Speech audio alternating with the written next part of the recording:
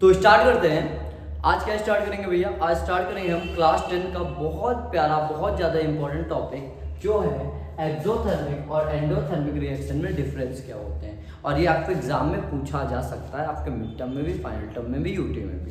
तो ध्यान समझना क्या पहला डिफरेंस क्या है।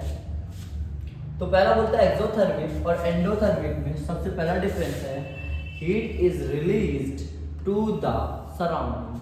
जो भी एक्सोथर्मिक रिएक्शन होगी उसमें हीट रिलीज होगी, क्या होगी? हीट रिलीज होगी। लेकिन एंडोथर्मिक में heat is observe from the surrounding. मतलब यदि मेरे हाथ में एक्सोथर्मिक रिएक्शन हो रही तो मेरा हाथ जलने लगेगा, और यदि हमारे हाथ में एंडोथर्मिक रिएक्शन हो रही तो मेरा हाथ क्या हो जाएगा? ठंडा हो जाएगा। मतलब क्या हुआ भैया कि एक्सोथर्मिक हम हीट रिलीज होगी और एंडोथर्मिक हम हीट देंगे। एक्सोथर्मिक हीट रिलीज होगी, एंडोथर्मिक हम हीट देंगे। पहला डिफरेंस समझिए इसके बाद।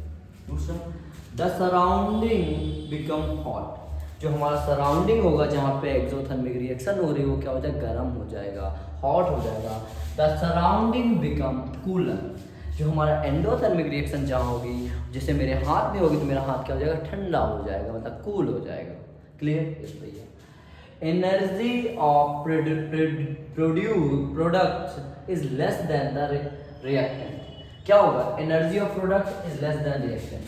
जो एनर्जी होगी प्रोडक्ट की वो बहुत ज़्यादा कम होगी किससे? रिएक्टेंट के। किसके? रिएक्टेंट की एनर्जी से जो होगी प्रोडक्ट की बहुत ज़्यादा कम होगी। और इसमें energy of product is more than the reactant. और इसमें क्या होगा? जो एनर्जी होगी प्रोडक्ट की ये बहुत ज़्यादा होगी किससे? रिएक्टेंट की एनर्जी से।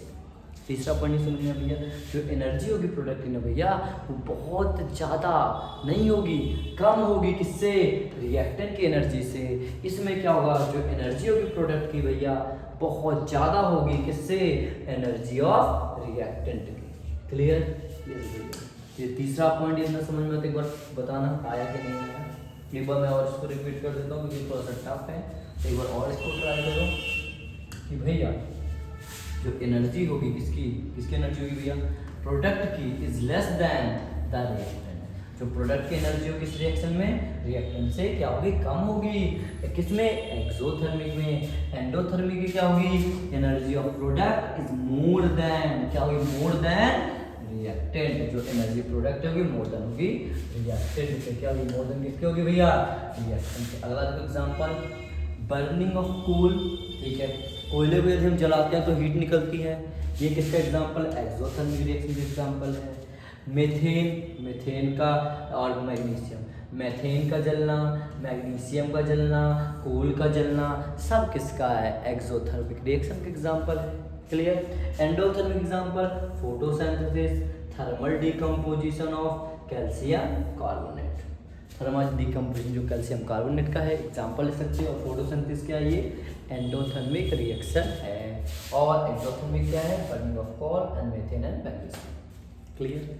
और आपको एक बात बता देता हूँ, ये आपके CBSE 2026 सेशन में पूछा जा सकता है, मिड टर्म में भी पूछा जा सकता है, मिड टर्म में भी ये पूछा जा सकता है। इसको आप लिखोगे, इसके नोट्स बना लेना। Thank you. और ऐसे आपके बहुत जो एग्जाम में पूछे गए टॉपिक है वो आते रहेंगे, आप बस देखते जाना, पढ़ते रहो। Thank you.